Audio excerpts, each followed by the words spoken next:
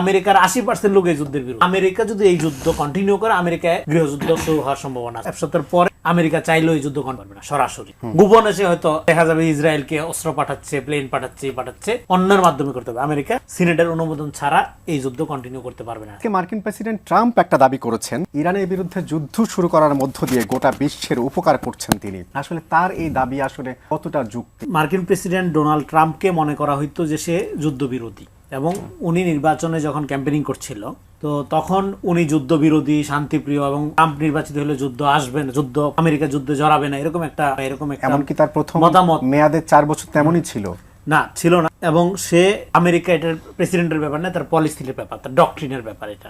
এবং এই মিত্রা ভেঙে গেছে এবং আপনার সে মিত্রা ভেঙে গেছে, এবং এই যুদ্ধে যে সে জড়াইলো, ইরানের সাথে আলোচনা চলতেছিল, সেই আলোচনার মাঝখানে তার যে অ্যাটাক করতে হলো, এই অ্যাটাকটা করছে।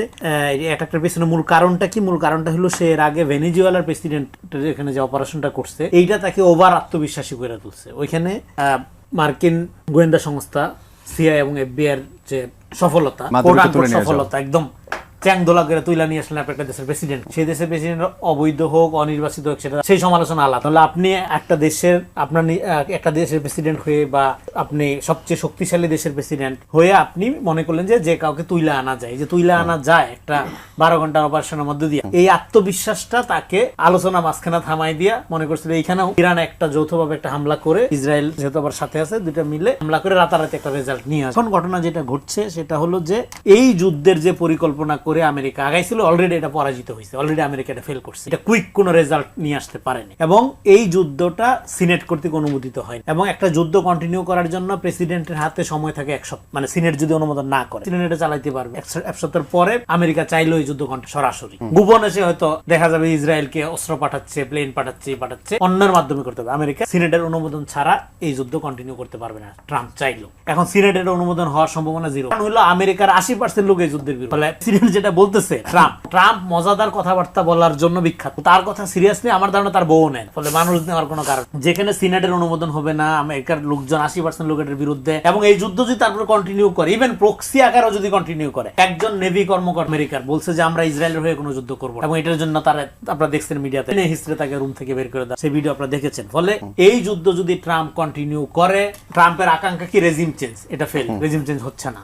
ইরানের মূল্যতন্ত্রের বিরুদ্ধে লোকজনের ক্রিটিক আছে, সমালোচনা আছে, সেটা অন্য ইস্যু। তাই বলে আপনার আগ্রাসন ইরানের মূল্যতন্ত্রের যে বিরুদ্ধে, যে ইরানের সেকুলার পলিটিক্স চায়, সেও এটা এলাও করছে, সে আপনার আগ্রাসনের বিরুদ্ধে, সেটার ক্রিটিক আলাদা। বলে একটা জিনিসকে দিয়ে আরেকটা জিনিস ওভারলেপ করে আপনি যদি মনে করেন এই যুদ্ধটার বৈধতা উৎপাদন করবেন, এই যে উপকার, আমেরিকা যে উপকারের কথা বলতেছে, এটা তো দীর্ঘদিন যাবত আমরা শুনছি, ওয়েস্টার্ন এজেন্সি বা ব্রিটিশ এখানে যে আসছিল আলোকায়ন করার জন্য, এনলাইটেনমেন্ট করার জন্য, এই উপকারের গল্প নতুন না, এটা একদম শত বছর ধরে চলতেছে।